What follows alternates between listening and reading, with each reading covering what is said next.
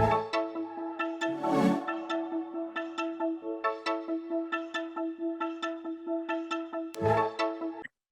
everybody. Welcome to Rachel's Reviews. And we are having another episode of our Female Film Critics panel. And today we are talking about the best movies of 2022. If you've seen, I posted my top 12.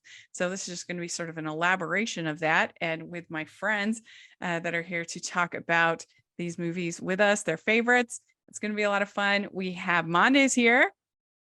Hi, I'm so happy to be back. This is so exciting. I can't believe it's the end of the year. I know. Like it scares me, but it's also exciting to look back at the wonderful films that we've seen. Yeah. So I'm excited. Yeah. And Louisa's here. Hi, Rachel. I feel like this is kind of a holiday tradition now. Yes. Thanks for having me back to talk about my favorite movies and, no ugly sweater today, but, had to look festive for you guys. Yeah. If y'all are just listening on the audio, you're really missing out on some fun holiday wear. So we have Molly Raspberry here. Hello. Would you say that you feel like 2022 was an overall strong year for cinema or not? What do you think, Manda? I think it was. I think everything that kind of got pushed from the pandemic, I felt like it came out all at once this year for whatever reason. We got some great independent films, got some fantastic animated films too. I just think it was a wonderful mixture of all genres. Horror was also celebrated this year extremely well. But yeah, I think we had a very good mix. And a lot of films surprised audiences, which is always a good thing. But yeah, I'd say it was a really strong year compared to other years. What do you think, Lisa? Oh, same. I mean, no matter what genre you're a fan of, there's going to be a movie out there for you and a really good movie in that genre, like action, horror, animation, musical, everything, independent, like everything. So it's been a great, great year this year. Yeah, it's interesting because I did feel pretty discouraged watching all these Oscar screeners and just not finding movies that I loved. But there was more movies that I liked than I kind of realized. When I looked over the AFI list, I gave Fresh to 7 out of 10 of their choices. So it wasn't like there wasn't anything that I enjoyed. There just wasn't that much as far as in the Oscar contenders that I loved. I was like, oh, that was good, or it was okay, or, kind of a thing. But most of the movies that are, I guess, in the Oscar competition that I really loved are ones that came out earlier or that I saw at festivals. Something like RRR is, I saw in like, when was it? April, or, I saw it early. So it just seemed like this last half, just watching all these screeners, was just like, ugh, just kind of one disappointment after another. But yeah, and I didn't really have that like Tick Tick Boom movie of the like Oscar contenders again that I really loved like I did last year. So I guess that's why maybe it feels disappointing. But yeah, a great animation was really strong, which is, of course, my heart, and I love that. So it was very fun. And if you want to see some of my honorable mentions, we're just gonna do top 5 here. You can watch my video on top 12. But yeah, let's dive in. Let's talk about our top 5s. And so, Louisa, you want to go first? Sure. So I'm all number 5 over the place, just like I said, with all the different genres. So my number 5 is actually a documentary film. I'm an astronomy nerd, and it's called Goodnight Oppie. And it's a documentary about the Mars Opportunity rover that NASA launched in the early 2000s. And it's one of those movies, even though, it's a true story, it's just a straight documentary, I was so emotionally invested in this little rover that could. They use, archival footage from NASA and CGI animation to kind of make it this just exciting movie. And it doesn't hurt that Oppie looks like a little cute Wally. So that's one of my favorites of the year. I really loved it. It was really cute. And it is amazing. I mean, that it lasted, was it 15 years or something? Yes, 15 years. Yeah. Unbelievable. Yeah. Wow. Yeah. All right, Manda, what is your number 5? And number 5, I have She Said, directed by Maria Schrader. I'm a sucker for a good journalism centric film, and obviously we've all read the story in regards to the big producer that is Harvey Weinstein. So I think that I love the focus on the women having these conversations. I love the choices from Maria Schrader, kind of showing what the women went through, but in a very tasteful manner. It was all about listening to these women and these survivors. And I think it's an important film to come out this year, and it's very underappreciated. It kind of came and it went, unfortunately, but it struck a chord in me. And I think that Zoe Kazan and Carey Mulligan were a dynamic duo in this, and they had very trusting faces for journalists. So it really spoke to me. And I think Nicholas Britell's score is again underappreciated this year. I think it was extremely well done, and the pacing was good in the film, but it's an important film to watch. And sometimes, journalists, films surrounding journalism, they don't really hit majority of the time, but this one, they did a really good job with. So it stayed with me this year. And what did you think of this one, Louisa? Did you guys see it? I wasn't a huge fan of it, Mm. but I do think the performances were absolutely excellent. Yeah, and I think that it's too bad they're not really making much of a play for Jennifer L.A. As in supporting. It was definitely one of the stronger supporting actresses' performances, and I think it was the best part of the movie, in my opinion. Yeah, she was really good. She was And really good. Samantha Morton was so good as well in that one scene. Mm-hmm. Yeah, I mean, I guess for me, the thing that I just rubbed me a little bit the wrong way is I just felt like it was a little too much Hollywood patting themselves on the back for supposedly, like getting rid of this one bad guy. And I'm kind of like, no, it was a systematic problem. And the movie did not address that really at all.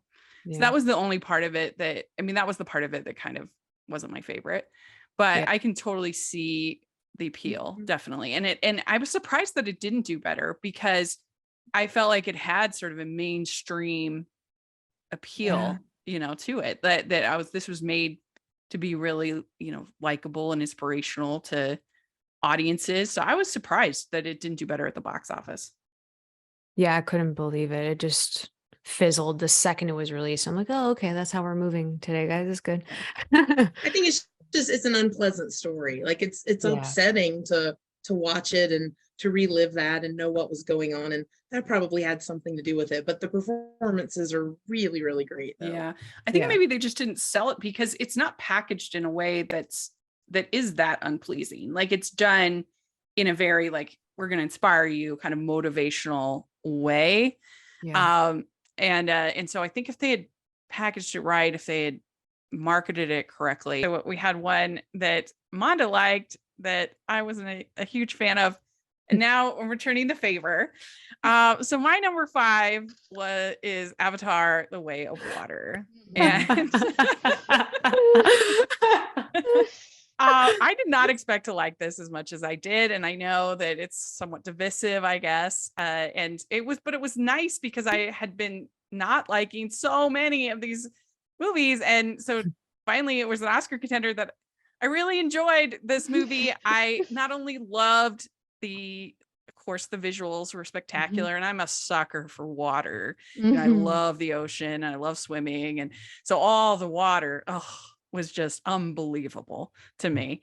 But I really bonded with the family. I thought it was really a sweet family story, and then it was a refugee story about these people looking for a place to after this invasion, and trying to make it work in this new place.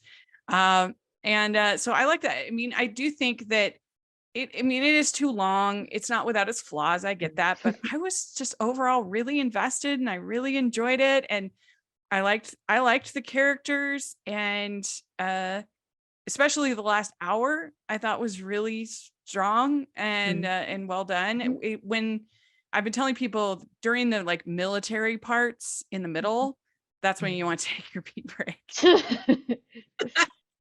So, because that's where it drags. That's where it's not as good.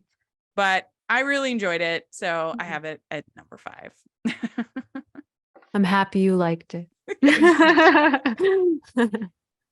Yes. Anyone else like Avatar?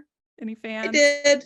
I loved it. And I hated the first one and I loved it. It is just, I mean, it's eye-popping. Yeah. I hate using that term, but it's true.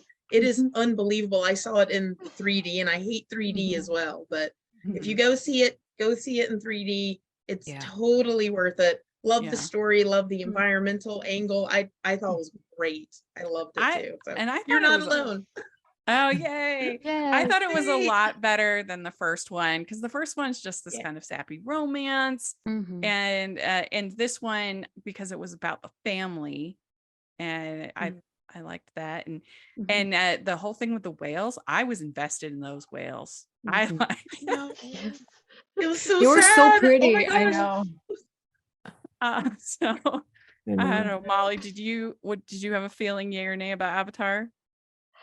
I actually haven't seen it yet, Oh, you haven't seen it unfortunately. yet. Okay. No.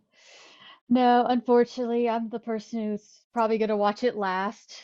So there's always that person who's like, I'm Yeah. gonna wait till it calms down a little bit. I also Yeah. didn't get a press invite. I don't know. I Mm, think they thought I couldn't come to that theater, the one that mm, plays 3D. I don't know. mhm. I also didn't get to see Black Panther. I like to say it's because Disney blackballed me, but that's probably not it at all. It's just that, oh, they think you can't visit or anything like Yeah. you Yeah. can't go to this theater. But I like to joke like it's because they blackballed me because on Twitter, that one thing on Oh. Twitter that they're mad about. Well, you never know these days. No. It could be dicey. Could But be. but what do you have as your number 5? I actually picked Decision to Leave as my number 5 Yes. pick for that I sent in for the film stage ballot and put up for nominations for the North Carolina Film Critics Association. It's just so sexy and I love those films and I love how Park Chan-wook didn't actually go to the usual violence he's used to because he said, you know what, I can make a PG-13 rated film and it'll be just as good as my other R-rated films. And he did it. And never has an Apple product like an Apple Watch or AirPods actually looked really nice in a film before. Because I feel so Yeah. many filmmakers try to put it in a nostalgia bubble where those technologies don't exist because they're like, they kind of clash. I don't think they're going to work. And Park Chan-wook's like, no, I'm going to make that a part of my plot, that there are actual recordings on Apple Watch, and it's going to be amazing. And it was. And it's just so gorgeous. Tang Wei, who plays the femme fatale, she is just so gorgeous. The most beautiful woman, one of the most beautiful women in the world. And you can't help but look at her like, I'm so in love. It was the same thing when I saw Less Caution. I was like, you're so beautiful. Why? How do you Yeah, she exist? is I just like so can't. beautiful. Yeah. So yes, and I just loved it, and just the final scene is just, oh, I don't want to spoil it if you Mhm. guys haven't watched it. It's so good. If you have a Mubi account, watch it. If you don't, Mubi does also offer student discounts if you have a student ID and just like put on a student email and be like, oh, I can save some money. And they do have free trial periods as Mhm. well. Yeah, I also had this in my top 10, Decision to Leave. It was one of my favorites of the Mm-hmm. Oscar contenders. Mm-hmm. But I feel like it's not really being talked about that much. Mm-hmm. But I thought that it was probably, of all of the movies in my top 10, it's probably the best made of any of them. I Mm-hmm. mean, the cinematography, the acting, Mm-hmm. I think it's one that I needed to see twice because it was just a little confusing the Mm-hmm. first time. And part of that was maybe my weakness with the subtitles and everything. But I was just still really impressed with it the first time. Mm-hmm. And then the second time I was just a little bit easier for me to kind of put all the pieces together Mm-hmm. and everything. And I said it was kind of like a new version of Double Indemnity, Yes.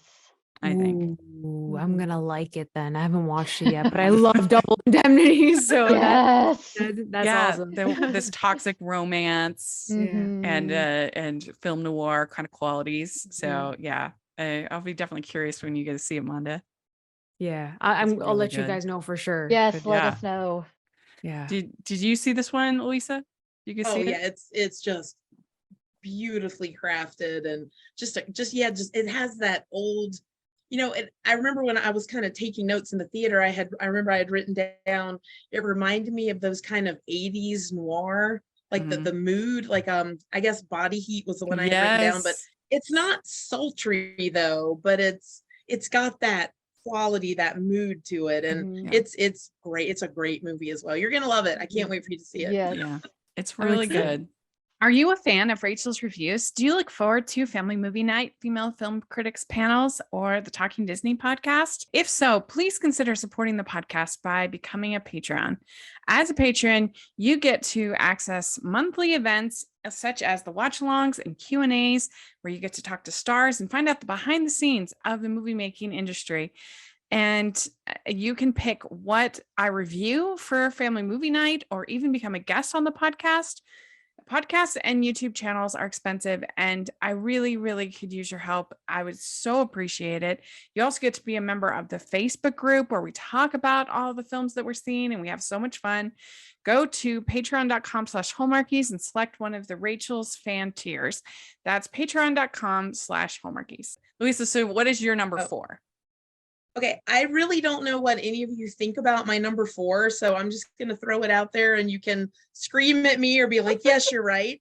And maybe it's because I'm from Las Vegas. I'm Las Vegas based, but I loved Elvis.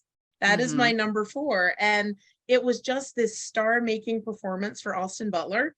It was one of my favorite performances of the year. And I feel like he's really getting lost under Brendan Fraser and Colin Farrell, who are also completely excellent. But he really became Elvis. And even talking about this movie, I get so excited and animated. And I think that the film, it's very, fast paced and, new arrangements on Elvis's music and visual assaulting your eyes. But there's something about it that really captures again that mood of what it must have been like to experience Elvis's talent for the first time. Really loved it, except for Tom Hanks. I think it's just a great movie. Absolutely loved it. Except for Tom. Loved it. Tom Oh Hanks no! was Oh no! We've been Yeah. saying that all year. It's okay. It's okay. It's like, oh no, Tom Hanks. He comes in with that accent. It's just like Colonel was so Tom bad. did not have that accent in the Bad. real life. What was the decision with that? Yeah, Is it my was- question. it was a He very was weird. so bad. He had a weird year. He had I mean, I've heard that Otto is really good. Man Called Otto. I haven't seen it yet, but yeah. Oh yeah, that's in my inbox. I need to watch Yeah. that. he had a weird year. Pinocchio and Mhm. Elvis. Ugh. I don't know what was happening there, but yeah, I enjoyed Elvis as well. I have it in my top 25 of the year. Okay. Yeah, I saw like 175. So I thought I was dazzled by it. It has all of Baz Luhrmann's strengths and weaknesses, but yeah, Austin Butler was really good, and I thought they did a good job in kind of tackling the mixed aspects of his career, his taking borrowing music from, co-opting, I guess, I don't know what word you'd use, but from Black artists and just some of the other things. I thought that they handled that all really well and took it head on. And but yeah, I enjoyed it. What do you think of that one, Manda? I really enjoyed it. Like you said, there's like his weaknesses and like stuff that worked really well. My dad is a massive Elvis fan. Like I was born into that entire world because of him. So he actually hadn't been to a movie in 3 years. Like in the theater, I said, we have to go watch this together. So I took him, and honestly, I fell in love with Austin Butler. I did. I was like, this man is leaving it all on that stage, and he can't shake that voice or the persona, like nothing. It's not leaving his body. He's like sticking with it. And it's just such dedication. And I'm really excited to see him, commit this award season to the campaign, because I think he's been killing it. Yeah. It's great. Molly, what'd you think of that one? I was a bit more mixed on it. I thought Austin Butler was great. I thought the song arrangements were great. I like that they brought up where Fats Domino shows up in one scene and they call Elvis the king of rock and roll, and he says, "Oh no, this is the real king of rock and roll." And I said, I like that touch. I like that, and Yeah. as you said, but I didn't care for Tom Hanks, and I just am not a fan of Baz Luhrmann's aesthetic and his editing style. I just think Yeah. it's too chaotic for my senses. I also didn't like it in Romeo plus Juliet. I felt it worked much better in Moulin Rouge, Mm. and I also felt it felt stagnating. Well, you feel like it was Great Gatsby because there's no music in Great Gatsby. So you're like, it's edited and shot like it's a musical, but there's not really any musical numbers here. So you Yeah. get this disparate elements trying to clash together, and it just doesn't really work. But I liked it more than I did Great Gatsby, I will say, but I didn't love it Yeah. like a lot of people did. I I think was more on the fence. all fair points. Mhm. All right, Manda, what is your number 4? I don't know what was wrong with me this year, but I really went into like the bleak movies that were like hard hitting. But I really love Sarah Polley's Women Talking. Yes. That was just an experience to even watch it at TIFF in the Princess of Wales Theater. Like it was Mhm. something awesome. The whole cast was there for the premiere, and hearing Sarah Polley talk about it was amazing. I just love that you have this group of women that were literally discussing 3 different ways to approach a situation. And they all had different perspectives. And I think that it was so engaging. It's really difficult to make a dialogue heavy movie that engaging because nothing really Mm. happens, right? I think that Polly, she directed certain scenes in regards to the abuse that they suffered in a tasteful manner, so it wasn't too dark or too graphic. But I do think that, Claire Foy, Mhm. Jessie Buckley, and Rooney Mara all gave fantastic performances that are also not being appreciated this year either. Like they haven't been Mm. nominated either. But Mm. it just spoke to me. I was just really impressed with what Polly did, and I hope that it does get some more award recognition. Yeah, I saw this at the New York Film Festival, and there were so many ways that this movie could have been cringe, Mm. if not under a more solid hand. And I evidently, at least at Utah Film Critics Association, we were doing our voting. Pretty much everyone agreed that the book, I guess, is not great. Like Mm. nobody seemed to. They were like, "This is a huge upgrade." So that says something. I've never read it, but yeah, it just could have been really. I don't want to use the word woke because I hate that word, but it could have been very, very like men are terrible. We hate them. They're, but that wasn't what it was. It was much more nuanced than that of Mhm. their experiences. And they have that whole section where they're talking about their sons and how much they Mhm. love their sons. And so I do think that it avoided a lot of possible landmines that could have been not good. Yeah. And it developed the Mhm. characters and the dialogue. So I agree. It's not in my top 5 or my top 10, but I do think it was way better than I thought it was going to be, Mhm. and I can see why you have it in your top 5. What do you think of that one, Louisa? I really loved it too. It's one of those films that's really difficult to watch. Again, you're really picking those difficult I subject matter know. movies so I far don't this know year. what it is. I did that last Yes. year, I think. So no, it's like, Yeah. but if you do stick with it and watch it, you will be rewarded for doing so because Mm. it's an excellent story. It raises, just like you said, Rachel. It's kind of balanced in a way I didn't expect either. And the performances again are great. All of these movies have such great performances. I mean, they really do. And this one's really exceptionally good. Yeah. Did you get to see this one, Molly? I did. It was at a film fest at Chapel Hill, thank goodness. So I didn't have to go too far, and I loved it. I think it is better than the book, but I also think the book is good on its own merits. And Mm-hmm. one big reason I feel that a lot of people don't really necessarily agree with that is because the book is all taking place from August's point of view, and Sarah Polley is giving the voice, taking the voice from him and giving it back to the women in the film, which I really That's love that interesting. narrative change. And it's also in my top 10. It's number 8 on my top 10. So yes. Cool. Mhm. Good. All right. So I will go next. My talking about contrast, left turn here, hard left. Is my next choice is RRR. Yes. I loved this movie. I saw it the same day as I saw Morbius, and boy, was Mhm. that a contrast. What a double header. My God. Yes. Which one did you watch first? I watched Morbius first. Okay, good. Palette Yeah. cleanser with RR. Yes, I know. And I've You're been like, I've been a big fan of SS Rajamouli for a long time. I love both the Bahubali movies. yes. I was championing them those years because Mhm. they're just so much fun. They are Mhm. big and bombastic and over the top and Mhm. spectacle. And I miss that sometimes in the movies, that sometimes things are a little bit predictable and we know kind of what they're going to Mhm. look like and what they're going to feel like, but not with his movies. And this one was just great. Just the friendship between these two guys and the dancing and the music. And everyone knows I'm a sucker for a musical. So, Yes. I mean, the Natu Natu Mhm. scene, dancing scene was just unbelievable. One of the best I've ever seen as far as dancing in a movie, I think.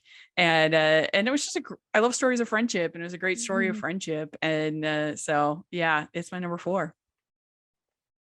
Yes. I think Awesome. when we did our half year, I don't think you had seen it, Manda. So you've seen it? Oh, Yeah. I watched it. Yay. I watched it. And I was like, it's Awesome. in where did I have it here? I think it's where is it? It's 7th out of 10 for me. So I really enjoyed that. Like you said, I think it's really difficult to like choreograph incredible fight scenes, but also choreograph incredible dance numbers within the same film. And like, Yeah. I was blown away. That's a double task. Mhm. Like, that's just phenomenal. And the friendship really spoke to me as well. I was so happy watching that. So many layers to it. I loved it. Mhm. Yeah, I hope it gets nominated for tons of stuff. I'm so mad at India for Yes. not picking it for their choice.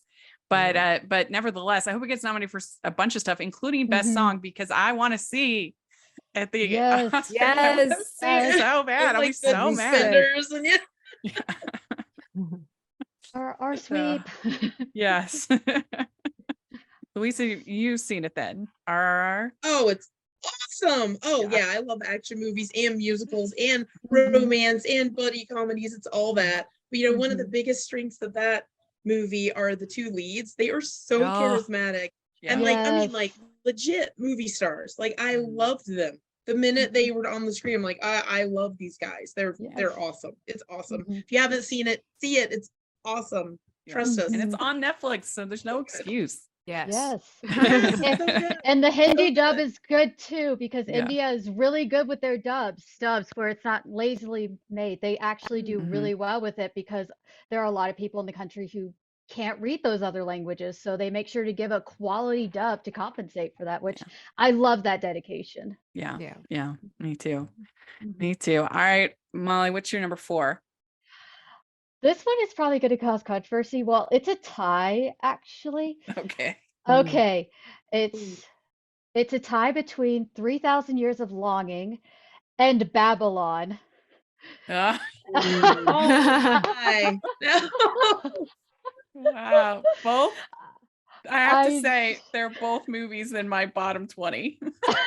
Oh, we went I there. I knew this Yes. was going to cause controversy. I knew it. That's okay.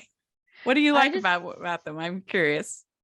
Well, I love the concept of studying stories. I love mythopoetic films like that, and I love this was George Miller's passion project, and it reminded me a lot of Pier Paolo Pasolini's trilogy of life, and I adore that trilogy and its recreation of the folk tales of the world.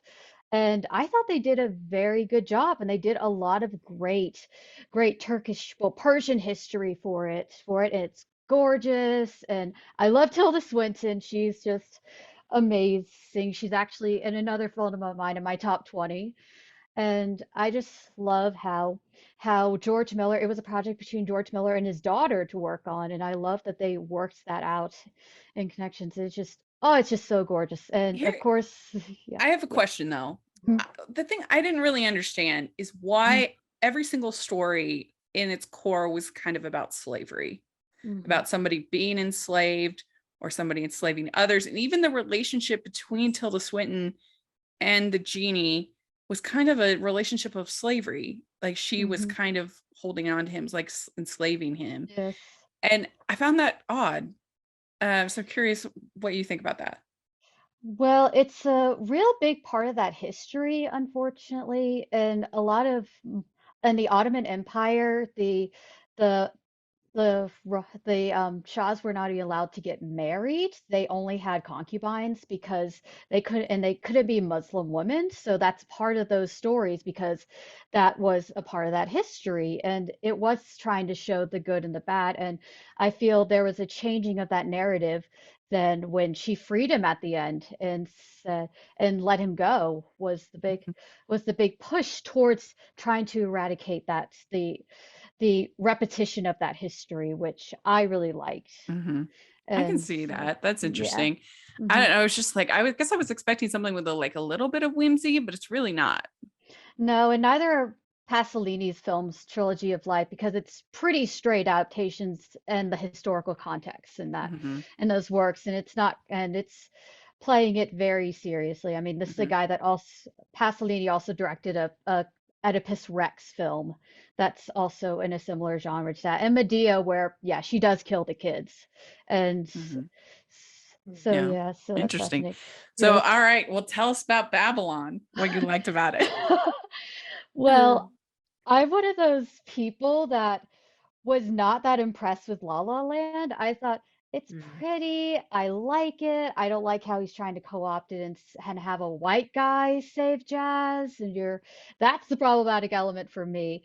And then the first few minutes, it's just elephant shit. And I was, well, elephant dung and on the guy. And I just started laughing. I'm like, oh my gosh, this is like John Waters meets Ken Russell. And I am kind of in for it and realizing that this is just comedy. You are supposed to laugh at this, and I really love the historical references to silent film history, the intertextuality references. I even said I want to make a guide for the things I saw. Like there's references to Fatty Arbuckle, Irving Berlin, Gloria Swanson, Clara Bow. There's just so much there to take on it, and also and I thought it was just frenetic, it's chaotic in the best sense possible. And it was Damien Chazelle finally being free to do, I think, what he always wanted to do, but he just never felt like he could. But now he's like, I got the money, I got the budget. I'm going to make a trash film and I'm going to do it. And I was just like, you do it. So it's And kind of you like did it. being You did um, it. it's kind of like being mad at John Waters for making trash films, but it's just like that's his purpose. And David Chazelle says, "I want my turn," and I was like, "You go, Damien, Yeah. you got this." So I knew this was going to cause controversy, but I think people are going to look back. I think they're going to get cult followings, and that's how I feel with those So films. if you Sorry. have any thoughts on 3,000 Years of Longing or Babylon. I Uh, haven't seen 3,000 Years of Longing, but I have Babylon on Thursday, so I'm just Oh, nervous okay. because of the mixed reviews now. So I'm nervous. I did not like First Man whatsoever, so I'm still like on that Whiplash hype train that I absolutely adore that movie. So hopefully I like Babylon. I'm nervous about it. It's like a 180 for First Man. It is just It's so true. crude and repulsive, but in the best sense, and it's hilarious. So I have to I laugh so hard. I have to say with Babylon, it's like a movie. It's just not made for me. It's not for Mm. my taste in really almost any way. I do admire the performances and some of the shots are nice, but it just Yeah. wasn't for me. Yeah. But Louisa, what do you think of them? I mean, I can't really say anything very nice about either one, but I do think the elephant poop scene did set the tone. I'll say that. So it's not it's awful, but it's also kind of good, but it's awful. You'll Yeah. see. Yes. All right. Get Good. that. It's like Oh God. Okay. Louisa, what's your number 3? number 3 is Marcel the Shell with Shoes On. Aw. I Aw. loved it. It has just this primitive animation, and it's just so simple and honest and sweet. And I, I don't know, it warms my heart, and I just want to watch it again and again and again and again. I hope you guys saw that one because it's really sweet. It's coming up on my list, so I won't say Okay. anything now. Okay. Aw. So good. I love Okay. it too. Oh yay. Yeah, I Did still you- have to watch it. So Oh, hopefully I know I have like Oh, it's so sweet.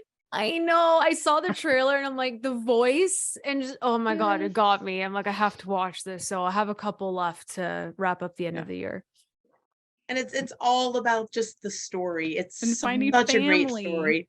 Yeah. It's such a great story. So yeah. One of my best friends cried after the movie, and I would teared up a little bit with him too. It's like, oh, and I had to give him a hug. Like, oh. Oh. All right.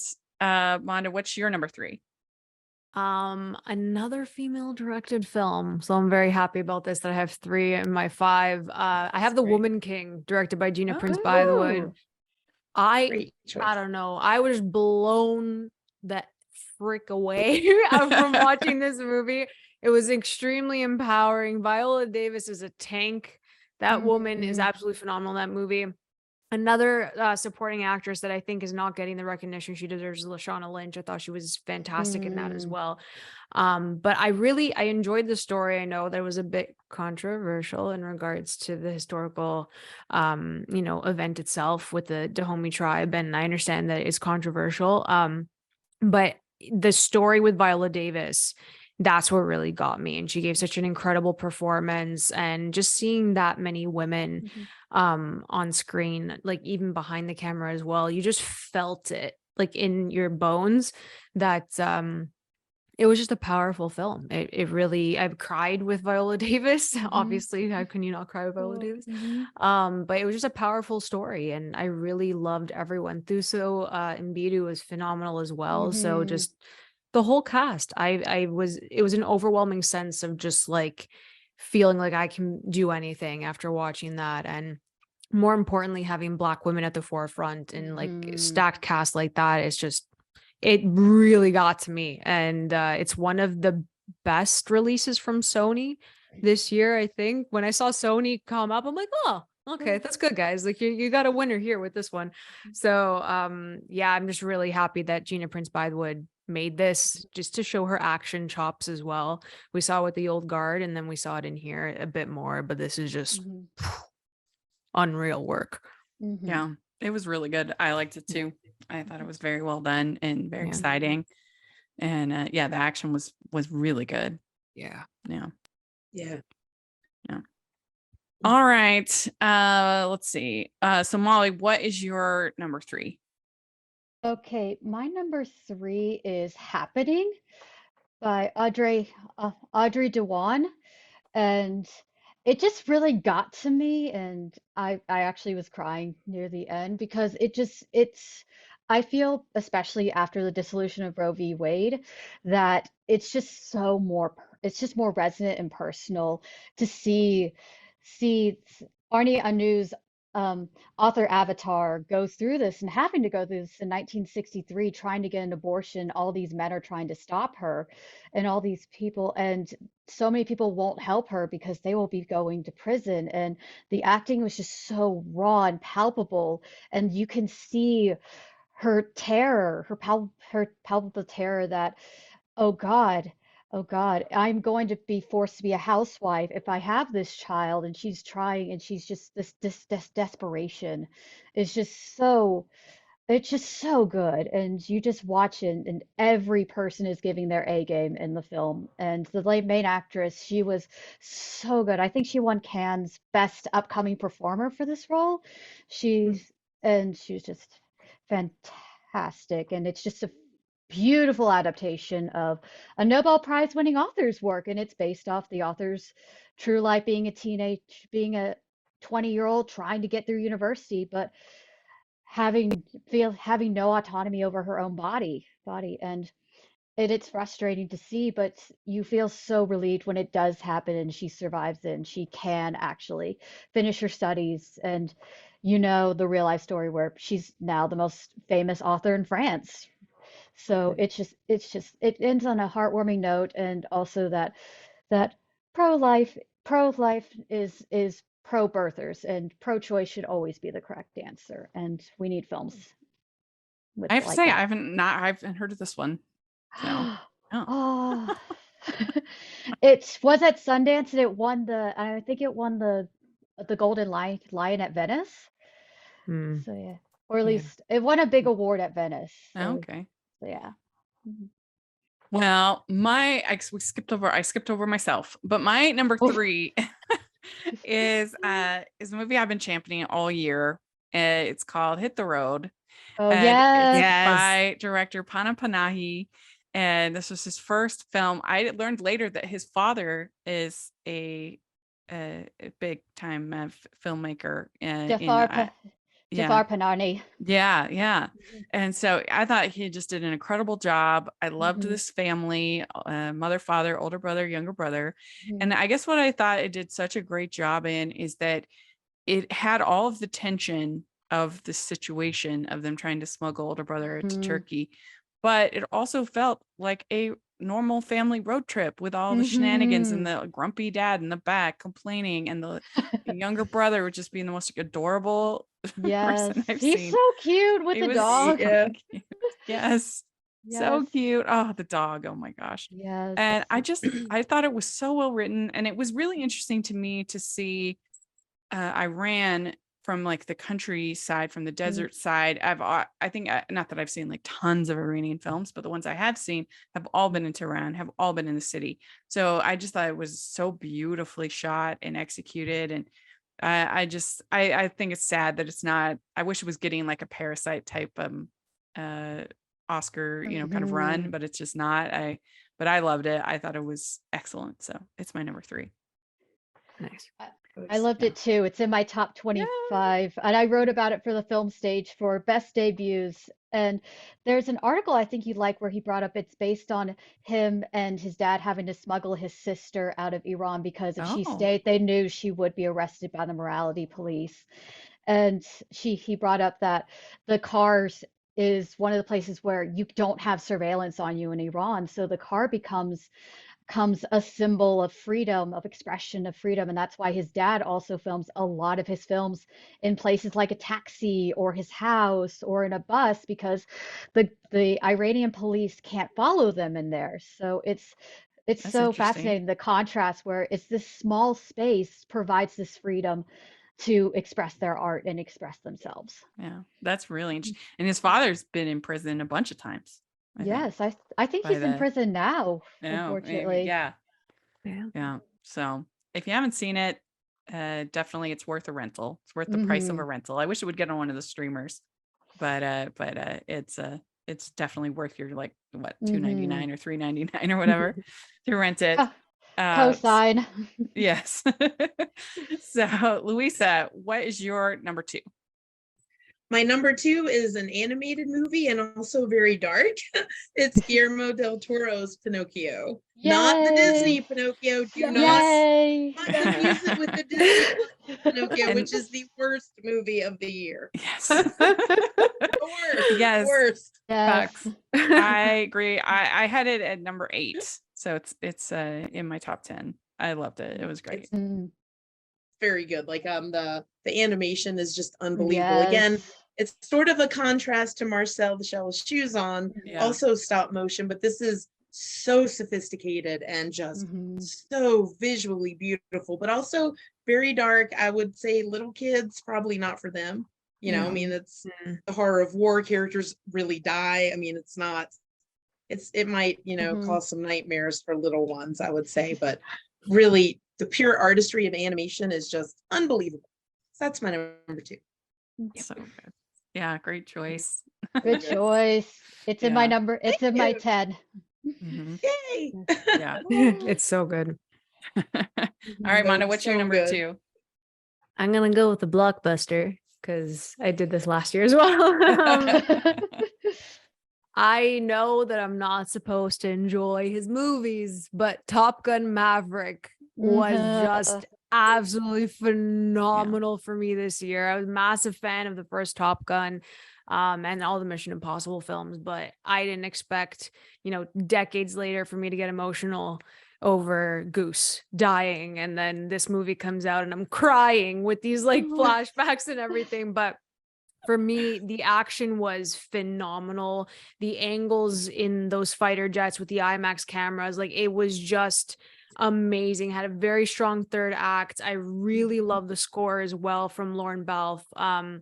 Everything about it for me is just like it's a perfect blockbuster in my eyes, where the third act I was sweating. Like I shouldn't be sweating watching a movie, but that's how like intense it was for me. I was stressed out watching Top Gun Maverick, but one of the best blockbusters of the year, if not the best of the year for me, and it's in the second spot.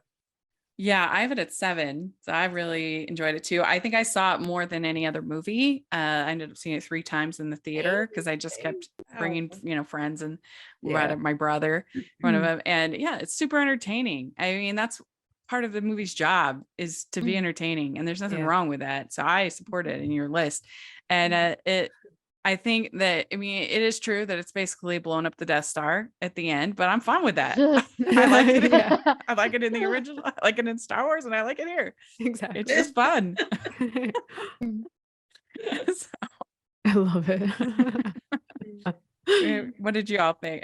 What did you think, Louisa, of Top Gun Maverick? Oh, that was great. I mean, it was basically Top Gun. I mean, the first part is like, oh, come on, like stop making the same movie. But then the second half of aerial photography is unbelievable. And Tom Cruise, love him or hate him, he's a movie star. He's still how old is he now? Like 60 something, I want to say. Yeah, I think he's like 60. Yeah. And He's Glenn still Powell, like one of our great American movie stars. Yeah. I mean, great American movie stars. Yay, Top Gun. Yay. Molly, what do you think of it? I actually still haven't seen it. I'm probably the last person in America who has not seen it.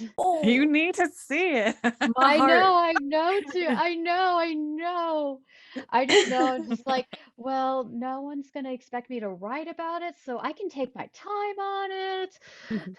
But then it's just like, no, I have a screener though. I need to watch it. That and Puss in Boots. I have the screener for Puss in Boots, which I heard is amazing. So I have that too. I'm gonna watch that this week. Well, I think it's on Paramount Plus. I think that's tomorrow. Oh, tomorrow. Oh, sorry, the 22nd. Oh, okay. I mean, I have it on DVD, so I don't know why. I'm like, oh my God, it's on streaming on the 22nd. Well, so my 1 and 2, I've flipped back and forth. I said in my video that it was a tie, but depending on the day, my number 2 is Marcel the Shell with Shoes On. Oh. I absolutely loved it. I thought it was so cute, and I loved the world building. I loved that he's like trying to find his family, and kind of reminded me of like a sweeter version of American Tail, like he's got lost from his family. He's trying to find his family, and I just loved it. I thought it was such a adorable, fun, sweet, heartwarming movie. And so it is my number 2. So we agree on something this year. I'm surprised. Like, we have 2 of the same movies in our top 5. That's really amazing. We'd like to take a second and thank our sponsor for this episode of the podcast. It's the Hallmarkies merch store. Are you looking for that perfect gift for the postable, hearty, or Hallmarky in your life? What about getting that t-shirt or hoodie that will help you stand out at your next holiday party? Now is the time to check out the Hallmarkies merch store. Full of festive designs by artists like Jessica Miller, Carrie from Hallmark Comics, and more. You can even have more than just shirts, but totes, cell phone cases, notebooks, mugs, and more. And it isn't just Hallmark. We have designs for Anna Green Gables, Man from Snowy River, The Nanny, and more. Every purchase at the merch store goes to help support the podcast and allows us to make the great content you know and love. There are frequent sales, so go to tpublic.com/stores/Hallmarkies or see the link in the description. That's tpublic.com/stores/Hallmarkies. Molly, what is your number 2? My number 2 is France's Oscar submission. So this one's going to be like, what is this? It's releasing on Neon in February. Saint Omar, I saw it at the 919 Film Fest, Yeah. and I love the dialogue heavy driven, and of course films, and of course I love looking at perspectives of motherhood and these courtroom dramas, and how you can actually look at it from this other take and see a person, an actress who is so good in her craft. And she's the actress who plays the Lawrence Cooley, who is accused of killing her own child.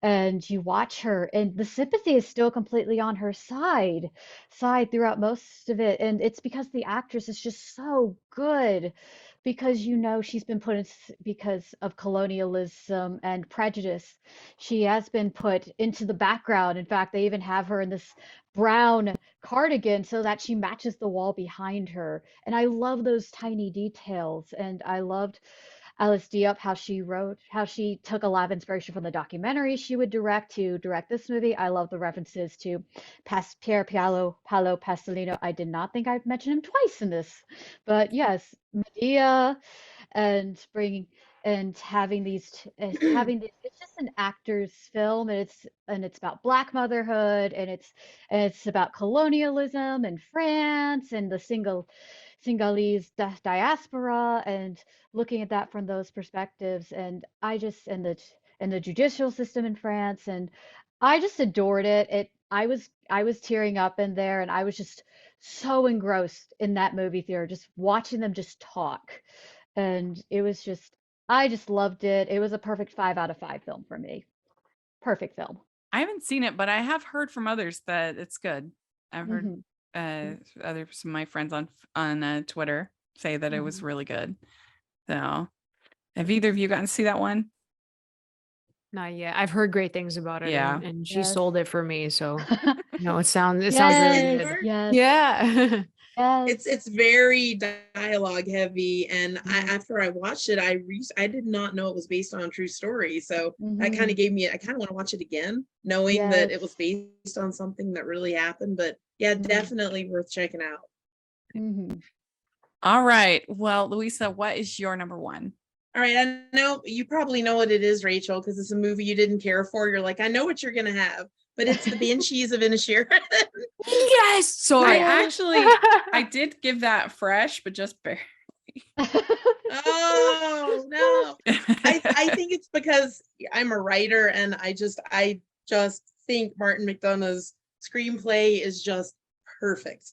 It has, I wrote down, it like has the right amount of wit and dark humor, and it has this just great rhythm to it. And In Bruges is one of my favorite movies of all time. So I still think that's kind of like his sort of masterpiece, but this one's really, really great. Great performances all around. I know I've heard lots of criticisms about this one, and I don't know if I'm kind of out there or if anyone else liked it or loved it as much as I did, but I've seen it more than any movie this year, just like you, and yeah, Top Gun. So I really love it. Yeah, I did give it fresh because I do think it is well written, and it did make me laugh quite a bit. Is that dark comedy? There were some real funny parts, and I do think it's beautifully filmed, and the acting is good. So I agree with all of that. I just couldn't deal with the fingers. It was too much. I don't believe anybody would actually do that. I don't believe that character would do that. And I don't know. It was, and then with the donkey, I mean, come on. I Jetty, was poor so Jetty. sad and mad. So yeah, it was just not for me. But I mean, That should be a quote on the movie poster, though. I just couldn't deal with the fingers. Rachel's you have my permission. That's amazing. Permission. Uh, I don't know. Did either of McDonough you- was trying to be funny. He said, "It's just funny to me." So yeah. his preference. Get killed. The donkey is not funny. No. No, the fingers, Oh the no, fingers. spoiler. Spoilers. I It's been know, a really sorry. bad year for donkeys in movies. EO, With EO, an no. EO, I know. it's like a really, really bad year to be a donkey. Oh my God. Like we need that fifth Shrek movie to come out. Just Yes. we have a positive Yeah. donkey. Yes. Did you see that, Manda, Banshees yet? I watched Banshees twice and I really enjoyed it. I saw myself in Colin Farrell's character, and I don't know what that says about me. I felt so bad Um, for him. I felt so bad, and I'm like, I'm that person who overthinks everything. I think that people hate me Oh. all the time. And it's like, oh my God, I Aw. understand this. So no, it was a great film. It's like in my 10 too. So it was so good. I would be devastated if one of my friends just dropped me like that and like Right. not only ghosted me, but like we live in the same town, so you can't. Yeah. That would be devastating. Yeah. Honestly. All right, Manda, what's your number one?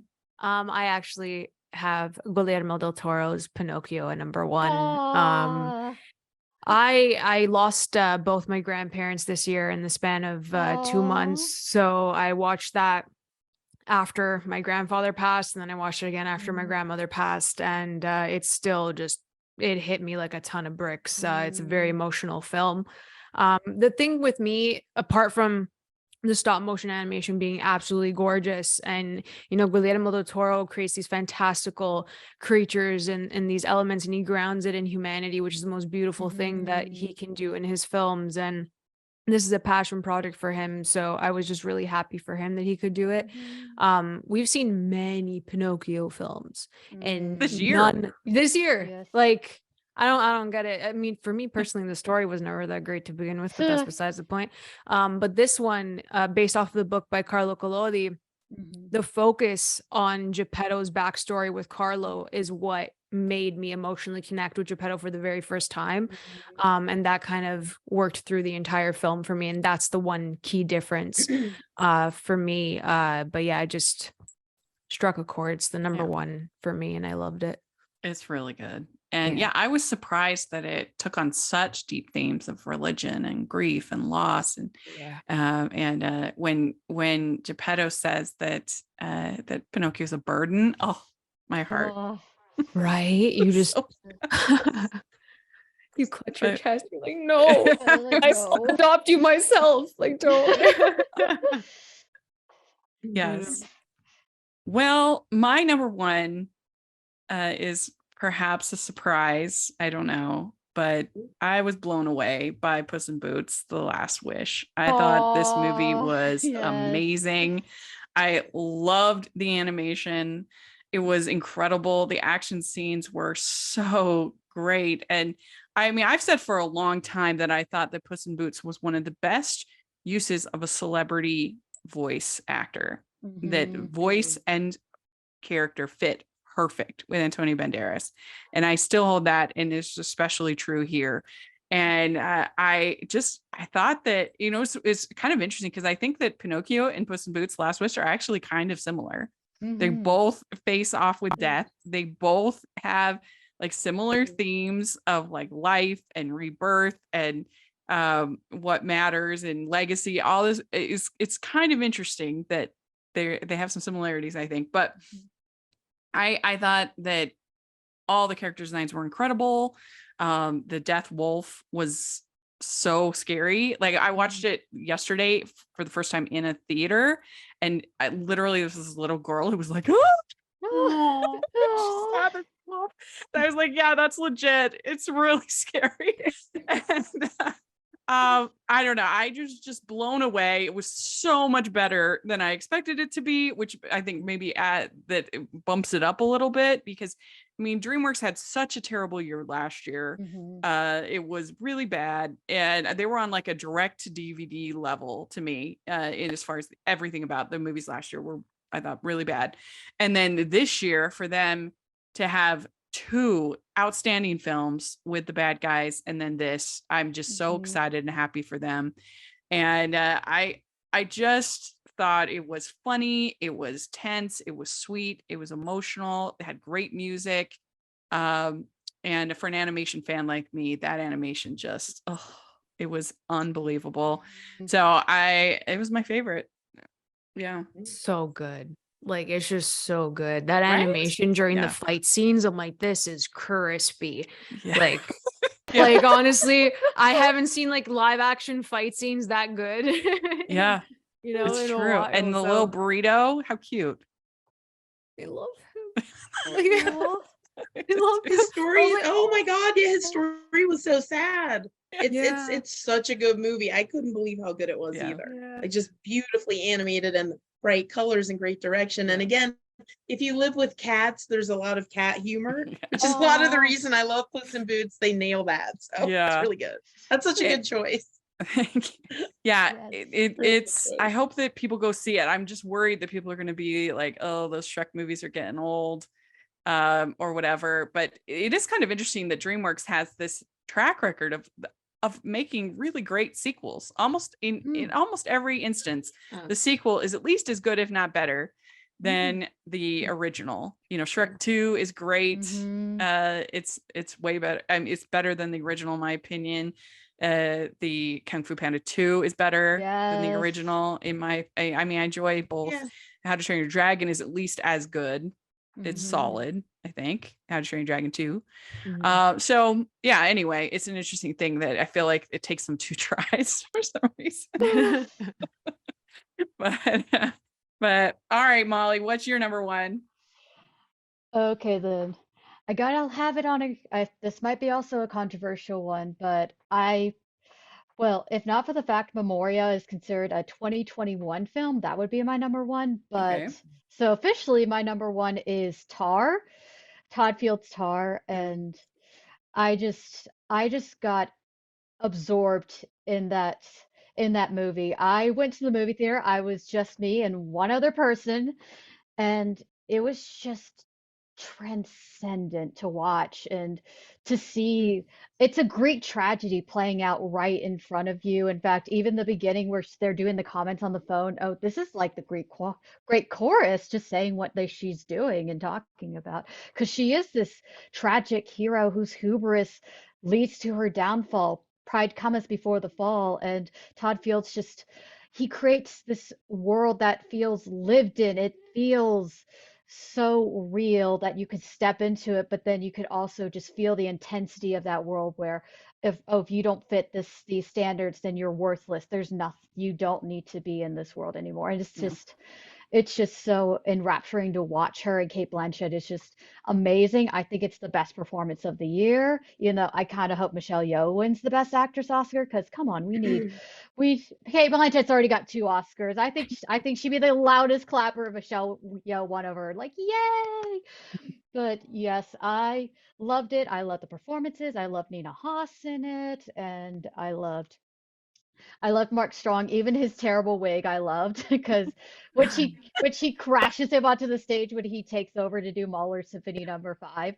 Number 5, I almost thought like, oh my God, is the wig gonna fall off? And I just started laughing, and it's also darkly funny, which I love. I love when she gets the accordion, and she's just singing the song that Kate Blanchett just came up with. There's like apartment for sale, your mother's in hell, apartment for sale.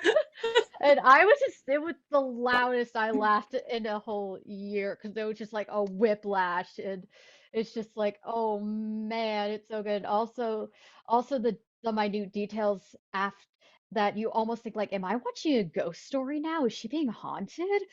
Like, and you're just like, it's just submerged. It's like coalescence of these genres, and he does it so well. And it's just like, oh, it's one I'm gonna go back to over and over and over again throughout the years, I feel. Yeah, it was a good movie, and I definitely agree about the performance. I do think it's one of the, if not the strongest performance of the year for Kate Mhm. Blanchett. I think if she did win, I wouldn't be mad, because she deserved it. I mean, Yes. she is great. Yeah, So Yes. I yeah. agree. Well, very good. We did it. This is very exciting. So thank you so much Yay. to all of you for coming and talking about your top fives. I'm just glad that I didn't have to fight anybody on the Fablemans. Oh my God, I Thank would you have all. joined you. I would have joined you. It's okay. Oh, I very liked good. it. It's not in my top 20 though, so, Very good. so. Wow. Well, thank you. And so if you could each share how people can find you on your content. Where do you start, Louisa? Oh, you can find me at screenzealots.com. Great. And Manda? Yeah, you guys can follow me over at AMX NDA Reviews on Twitter, Instagram, and Letterboxd. You can check out my website, candidxcinema.com, and you can find me on YouTube at Candid Cinema. And Molly? And you can find me sometimes on the film stage. I do some stuff over there, but you can also find me on my own blog, Molly Wood Writes at WordPress.com, and on my letterbox, Molly_Raspberry, and on my Twitter at RaspberryRaz at Twitter.com. And you can find me at Rachel's Reviews, all of our social media, iTunes, YouTube, and on Rotten Tomatoes, except on Facebook because it's still disabled and I might not ever get it back. But so that's frustrating. But but definitely check out a playlist of all of our female film critics panels that we've done. I would really appreciate that. And if you're listening on iTunes, please leave your ratings and reviews. That really helps a lot. And if you are watching on YouTube, please give the video a thumbs up and subscribe to the channel. Appreciate that so much. Also have my Patreon group and merch store. Check out that. And thanks again, ladies. And we'll talk to y'all later. Merry Christmas. Thanks, Happy Rachel. New Year. Bye. Merry Christmas. Happy holidays.